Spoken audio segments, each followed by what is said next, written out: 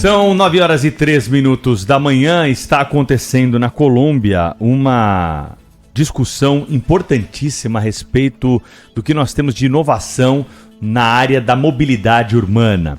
Frente Nacional de Prefeitos viajou para lá, de prefeitos aqui do Brasil, viajou para lá numa viagem técnica para acompanhar essa discussão. Quem integra essa comitiva e está participando também desses encontros é o consultor em mobilidade urbana Sérgio Aveleda, aqui da Rádio Bandeirantes, que vocês já conhecem muito bem e está ao vivo conosco, direto da Colômbia, para contar essas novidades todas aqui para os ouvintes da Rádio Bandeirantes. Aveleda, seja bem-vindo aqui ao Jornal Gente. O que mais te chamou a atenção aí como especialista no assunto, né? Tem algo que dá para trazer aqui para as cidades brasileiras e ser implementado sem muito esforço, sem muito custo? Bom dia para você. Bom dia, Pedro. Bom dia, Thaís, Sônia. Bom dia, Cláudio Humberto. Que alegria estar com vocês. Bom dia a todos os nossos ouvintes e também quem nos assiste pelos canais aí da internet. Olha, Pedro, é exatamente isso. A Frente Nacional de Prefeitos trouxe 6 prefeitos aqui para a Colômbia para conhecer soluções inovadoras em Medellín e Bogotá. Em termos de mobilidade urbana, o que nós vimos aqui são algumas coisas bastante interessantes. A Colômbia talvez seja o país hoje com soluções mais avançadas em mobilidade na América Latina. Desde 2000, eles têm um sistema de BRT, que é o Transmilênio, que é um sucesso. Ele é tanto sucesso que colapsou, porque a demanda é muito grande, eles agora já estão construindo linhas de metrô. E eles hoje têm a maior frota de ônibus elétricos do mundo fora da China. Você veja que eles têm 1.485 ônibus elétricos só em Bogotá. Em Medellín eles têm mais 70 ônibus elétricos. O Brasil tem hoje, no total, 68 ônibus elétricos. E vamos lembrar, a Colômbia tem um PIB que é 5 vezes menor que o PIB brasileiro. Então esse é o modelo que os prefeitos vieram conhecer para tentar avançar a descarbonização da mobilidade no Brasil. Outra solução importante, as cidades aqui são muito montanhosas. Tanto Medellín quanto Bogotá, elas estão no meio de um vale cercada por montanhas. As comunidades mais carentes moram nessas montanhas e tinham um sofrimento enorme para se deslocar, porque o viário nessas montanhas é ruim, os ônibus não conseguem chegar e tudo mais. E há alguns anos eles implantaram teleféricos, que eles chamam aqui de metrocable. Mas não foi só fazer o teleférico que melhorou muito a vida das pessoas. Hoje, em 10 minutos, elas descem do alto dessas montanhas e estão conectadas ao metrô ou ao BRT. Metrô em Medellín, BRT em Bogotá.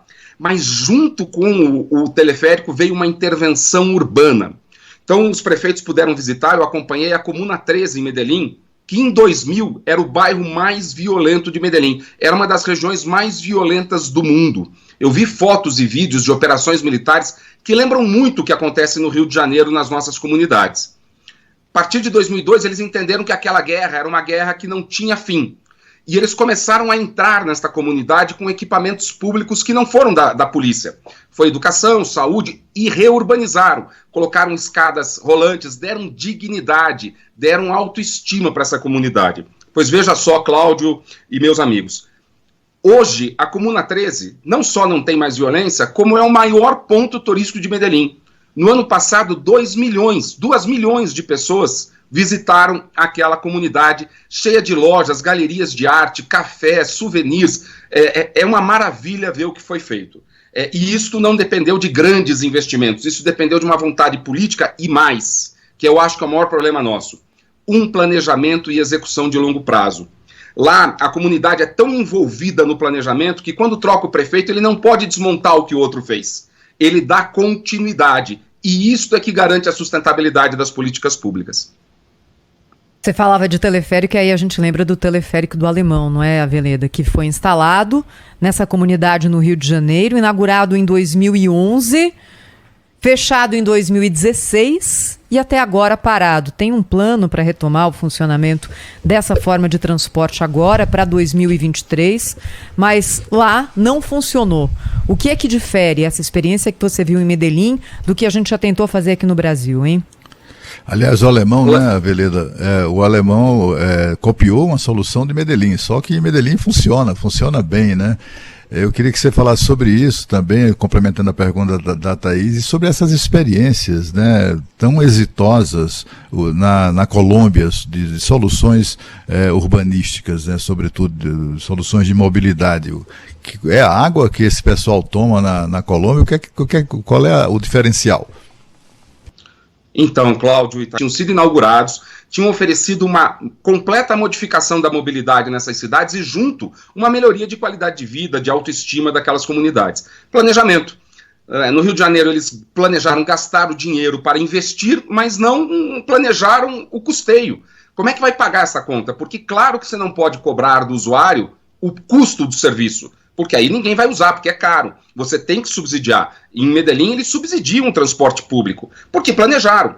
Então, é a grande diferença entre o que aconteceu em Medellín, que funciona, e agora a experiência fracassada do Rio, é que não planejaram pagar pelo serviço. Isso precisa sempre estar na conta. Quando você faz um equipamento público, não é só inaugurar e dizer que fez, é inaugurar e dar sustentabilidade àquele serviço. Espero mesmo que lá no Rio de Janeiro as autoridades ponham de volta a funcionar, porque é um equipamento muito importante. Cláudio, o que eu senti aqui nas reuniões técnicas, além das visitas no campo, nós tivemos muitas reuniões com secretários de Estado, secretários de prefeituras, planejamento de longo prazo. Eu acho que por força da guerra civil, da guerra do tráfico, da violência, a classe política entendeu que, claro, tem que ter divergência, tem que ter discussão, tem que ter troca de ideias, tem. Mas o rumo que o país vai tomar, o projeto de país, de infraestrutura, ele não pode ficar sendo modificado a cada 4 anos, 5 anos, 6 anos. Então, eles olham para o longo prazo. O Transmilênio foi feito pelo prefeito Penhalosa. Ele perdeu a eleição, o grupo dele ganhou outro. Continuou, aí ele voltou, continuou, ele perdeu de novo, continua, estão renovando toda a frota aqui de ônibus articulados, ou seja, a coisa é pensada e executada a longo prazo, sem o desmonte das políticas públicas. Então foi esse o meu sentimento, que há divergências, as forças políticas divergem, mas em torno do que está planejado há um consenso, há uma obrigatoriedade de continuidade e execução. E Aveleda, você está explicando tudo isso, a gente está visualizando aqui algo absolutamente sustentável, que é o que se quer para as cidades hoje. Se você tivesse que fazer um resumo do ideal de vamos imaginar uma maquete para que seja sustentável utilizando essas novas tecnologias, como é que você descreveria? Olha, eu descreveria um quebra-cabeça em que eles montam as peças aqui, em primeiro lugar, com uma participação grande da sociedade civil e da comunidade. Então ela se apropria daquilo. Então ela vai colocando as peças. Quando troca o governo, ela não deixa que tirem aquelas peças. O novo governo vem e coloca novas peças naquela mesma paisagem que foi desenhada antes. Mas ele não muda, ele não desmonta. Então, na minha cabeça, é um quebra-cabeça que continua. Não vem ninguém e desmonta para trazer um outro. As peças vão sendo colocadas, mas a âncora é a participação da sociedade civil. É o vínculo que a sociedade civil tem com aquele projeto. Aí ninguém consegue tirar as peças e a situação tem sustentabilidade.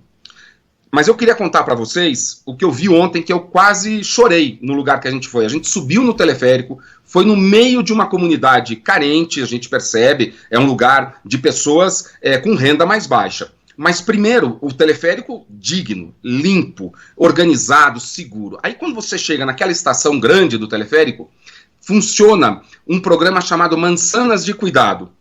Junto com o teleférico eles colocaram um poupa-tempo, que até aí tudo bem, nós também temos, isso já virou uma política pública global, mas eles criaram uma ação para atender as donas de casa, que eles chamam de cuidadoras, porque eles dizem que estas mulheres trabalham sem ser remuneradas. Então, ali, eles têm 3 princípios. Primeiro, proximidade. O equipamento está do lado da comunidade. Segundo, simultaneidade. Então, a mulher vai lá para quê? Para ser treinada para atividades que podem gerar renda.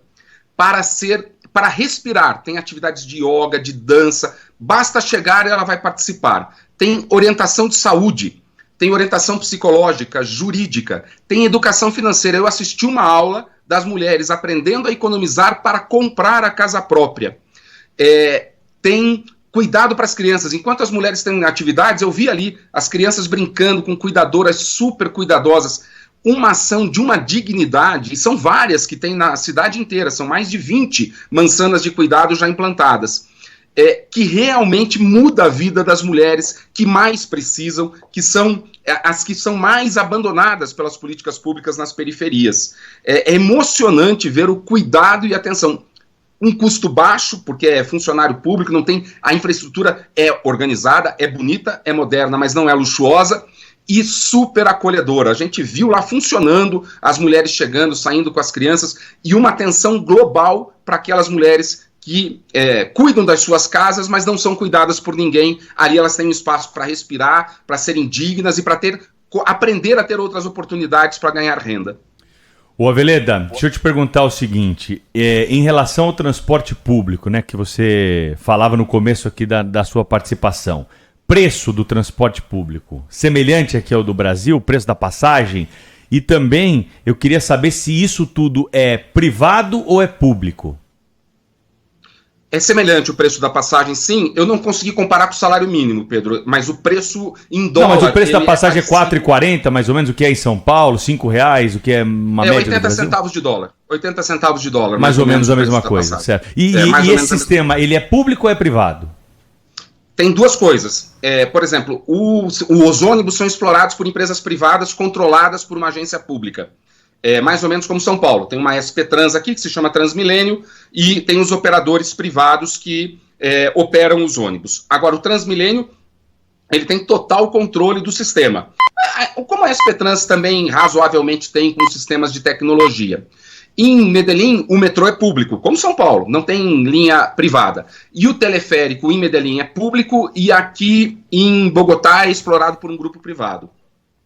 E olha, Aveleda, é um alento ouvir a sua descrição aqui do que você acompanha agora na Colômbia, porque Medellín, especialmente, Bogotá menos, mas Medellín especialmente, esteve durante tanto tempo no noticiário só com coisas negativas, criminalidade, tráfico, matança, uma guerra aberta nas cidades. E é muito bom enxergar uma cidade que consegue virar a página e se reconstruir, se reinventar.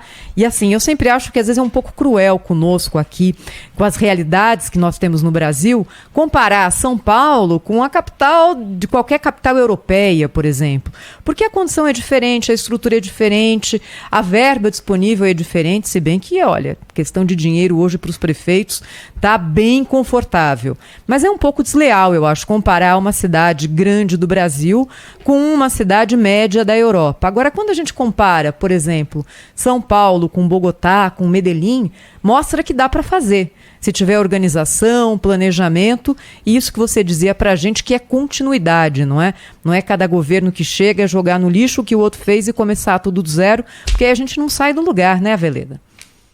Exatamente, Thaís. É o que eu dizia isso. Se teve um cenário de guerra urbana, foi Medellín. Ali tinha as maiores quadrilhas de tráfico de drogas do mundo, tinha guerrilha, as Farc, tinha milicianos, grupos paramilitares naquela comunidade 13. Eu vi os vídeos das operações militares, helicóptero, bomba, polícia, tiro, mortes e mais mortes, gangues disputando o território. Às vezes a gente olha para o nosso Rio de Janeiro, por exemplo, onde a gente tem uma situação de comunidades bastante violentadas por esta realidade, e diz assim, não tem solução, aparentemente não tem como resolver. Olha, Medellín dá uma aula de que tem como resolver sem continuidade dessa droga sem fim. Eu dizia ontem, desde criança eu ouço líder do tráfico ser preso no Rio, né? Quantos líderes de tráfico já foram presos no Rio e eu nunca vi diminuir a intensidade do tráfico ou da violência. Pelo contrário, ela só cresce. A gente precisa entender que o Estado precisa entrar nessas comunidades não só com o aparelho de segurança. Ele precisa entrar como Estado, com o dever de dar assistência, apoio, equipamento público, educação de qualidade, saúde de qualidade, trazer a autoestima de pessoas para cima. Acho que o Rio começou um caminho nesse sentido com aquelas experiências das unidades pacificadoras que, infelizmente, foram descontinuadas. Mas a gente precisa mudar a chave completamente da nossa classe política e da sociedade civil organizada nas nossas cidades para entender que é preciso integrar essas comunidades, dar a elas acesso, inclusão social e equipamentos públicos, que a resposta é positiva. Nessas comunidades moram gente de muito valor, gente que tem muito talento, gente que tem enorme potencial que nós estamos desperdiçando quando tratamos a questão apenas como segurança pública. Aveleda, eu queria saber, assim, eu não conheço a estrutura do Estado colombiano, né, mas certamente favorece a adoção das soluções que você tem destacado aqui que você testemunhou, né, tem testemunhado nesse evento aí em Bogotá e em Medellín. Aqui no Brasil é bem diferente, né, aqui no Brasil nós temos, por exemplo, instituições que parecem se retroalimentar das dificuldades. Se aparece alguma solução para resolvê-las, não pode, isso é cruel, isso é não sei o quê, né? A gente viu recentemente aqui em São Paulo, aqui no Brasil, na cidade de São Paulo, a situação que se viu a prefeitura, que criou centros de acolhimento de moradores de rua, portanto, retirando do desabrigo, né, da exposição até a morte, né, gente que morre congelada na rua, etc. e tal. Aí começaram os problemas. Aí um deputado e um padre, os dois oportunistas que vivem gigoleteando a miséria, foram à justiça para impedir a prefeitura de agir no sentido até, primeira e última análise, da proteção daquelas pessoas, não é? Como é que na Colômbia isso se verifica, se você pudesse nos falar sobre isso? Quer dizer, há ali uma articulação dos diversos segmentos do setor público, e eu me refiro não apenas ao Poder Executivo, mas também ao Judiciário, ao Ministério Público. Certamente há um Ministério Público atuante na Colômbia, que é a mais longeva das democracias do nosso continente, né? Eu queria que você falasse sobre isso, sobre as diferenças da relação das instituições entre elas próprias e na busca de uma solução para um problema que é comum.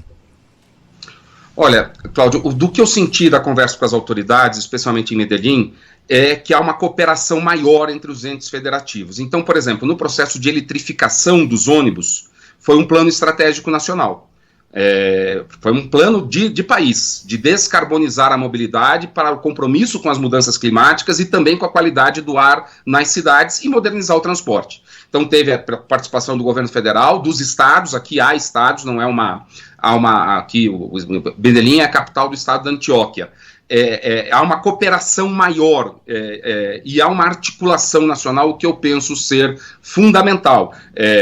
O Brasil tem um PIB 5 vezes maior do que a Colômbia, tem 110 mil ônibus urbanos e apenas 64 elétricos. O Chile já tem mais de 1.000 e a Colômbia mais de 1.500. Porque há coordenação, há plano estratégico, há ideia de que país a gente quer ser e aí todo mundo vai junto. E há uma unanimidade, isso me impressiona muito, viu, Pedro, Cláudio, Thaís e Sônia, em torno da sustentabilidade. É um país comprometido com a proteção dos seus recursos naturais, da floresta, isso é fundamental. Agora, volto a dizer, Cláudio, o que me pareceu assim, a chave do sucesso das políticas públicas é a articulação com a sociedade civil, é colocar a sociedade civil na mesa e dar à sociedade civil a certeza de que aquela política pertence a ela e não ao governante de plantão. Assim, as medidas são tomadas com maior nível de consenso e, portanto, tem um nível de apoio político maior do que as decisões ou programas que são criados apenas pelos funcionários públicos, né? Foi essa a impressão que eu tive. Uma coordenação melhor entre os entes federativos e a coordenação, uma participação da sociedade civil bastante intensa. Eu ia procurar aqui, viu, Aveleda, qual é o salário mínimo na Colômbia. Mas enquanto eu estava digitando, já tem um ouvinte da Rádio Bandeirantes que mora na Colômbia, que é o José Nascimento Filho, José Maria Nascimento Filho, que disse o seguinte: Pedro, salário mínimo aqui na Colômbia é idêntico ao do Brasil. Parabéns pela entrevista aí com a Aveleda. Aveleda, obrigado por participar conosco, compartilhar essas informações. Um dos objetivos do Jornal Gente é sempre trazer aqui a discussão, né, soluções, apontar caminhos para que a gente possa superar as nossas dificuldades. E você contribuiu hoje para isso, trazendo essa experiência aí da Colômbia, que eu tenho certeza que muitos dos ouvintes desconheciam. Até a próxima oportunidade, Aveleda. Abração para todos vocês, bom fim de semana a vocês e aos nossos ouvintes. Abraço, parabéns.